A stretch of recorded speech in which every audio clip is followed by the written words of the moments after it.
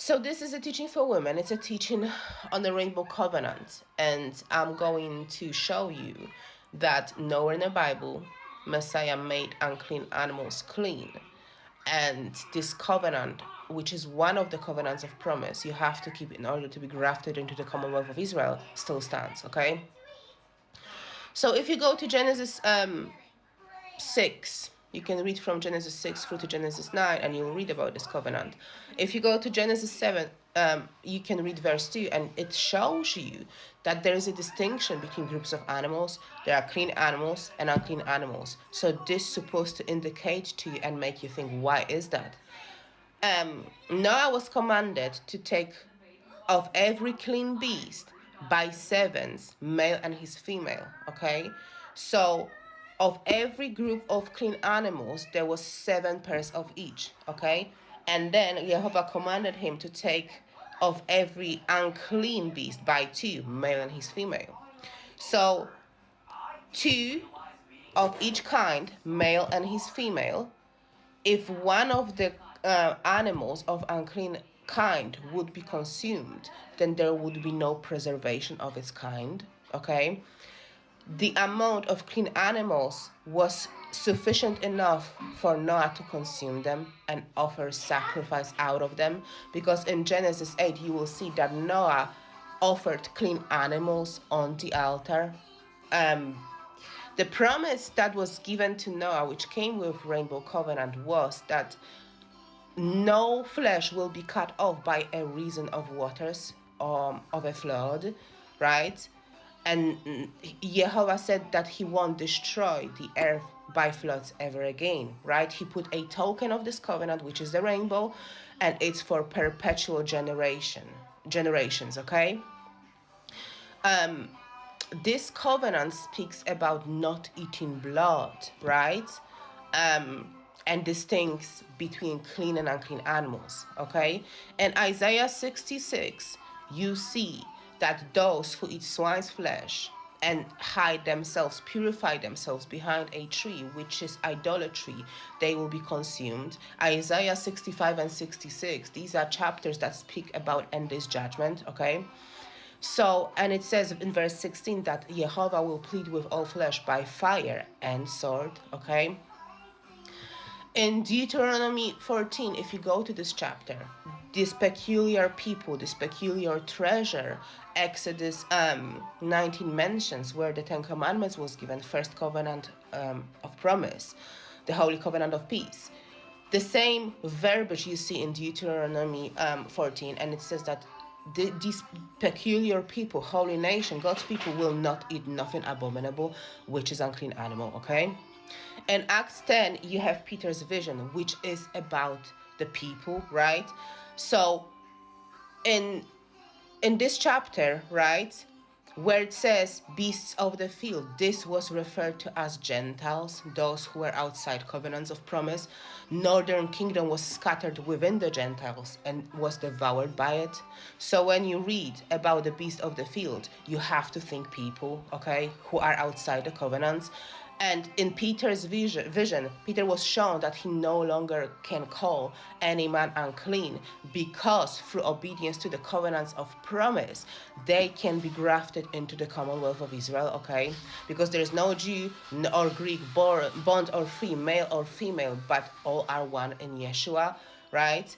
And through obedience, anyone can obtain the promise that was given to Abraham. Anyone who wants to obey Jehovah and share same faith as Abraham had can become his seed, heirs of his promise, okay? In Acts 15, the conversion, right? Paul and Barnabas, they was declaring conversion to the Gentiles. And there was a sect of the Pharisees which wanted to put them under sacrificial law, okay? Gentiles wasn't under sacrificial law, because through Messiah's blood and him opening covenants to anyone who wants to repent, right? Even Gentiles who were outside the covenants, who were not Israelites by blood, they was able to be grafted in. They could repent and become God's people, right? So the conversion that was preached to them was that they can be purified through obedience by faith, through purification of the heart, right? And they was not to be put under the yoke of bondage that Messiah ended on a stake. The sum of the matter was not to trouble converted Gentiles, but what was written unto them was that they have to keep themselves from idols, fornication, things strangled, and from blood, which is rainbow covenant, which are the covenants of promise, not to go after idols, not to go a-whoring with other gods, keep yourselves from things strangled and from blood. So now in Mark 7, you have to read this chapter in context. You cannot pick one verse and say that, Yeshua declared unclean animals clean, because the verse does not speak about it. It tells you that even if you eat with unwashed hands, you consume something with unwashed hands, this doesn't defile you because your stomach will purge it. It doesn't tell you that your stomach will purge unclean animals, okay? So you have to understand this chapter in context, and you have to know that the Pharisees and the Jews was trying to add their own traditions onto the commandments of God by saying that you have to eat, you cannot eat with unwashed hands, right? And Messiah rebuked them for that saying, right? These people, and that's the quote from Isaiah, these people honor me with their lips, but their heart is far from me. Howbeit in vain they do worship me, teaching for doctrines the commandments of men. For laying aside the commandment of God, ye hold the traditions of men, as washing of pots and cups, and many other such things like ye do. And many other such like things ye do.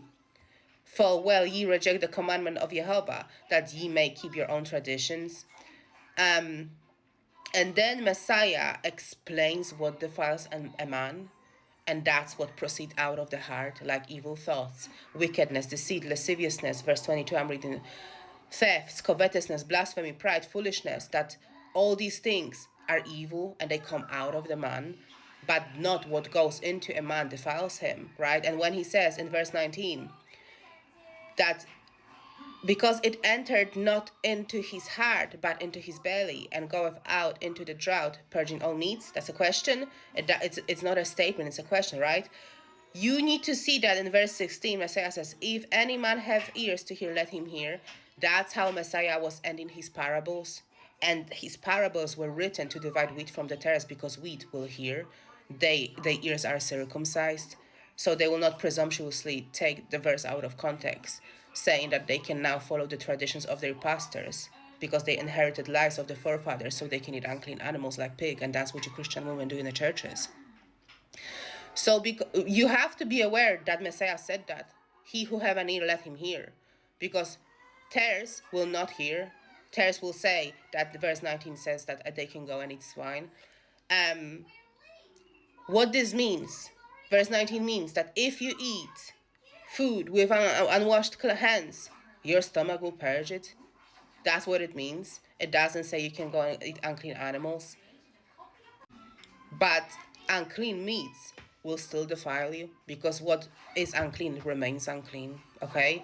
So do not take verses out of context. I never fully understood Mark 7, but I had to sit down and read it in context to be able to answer to what I believe in. So I had to search these things out myself to understand that Mark 7 does not tell you can eat pig.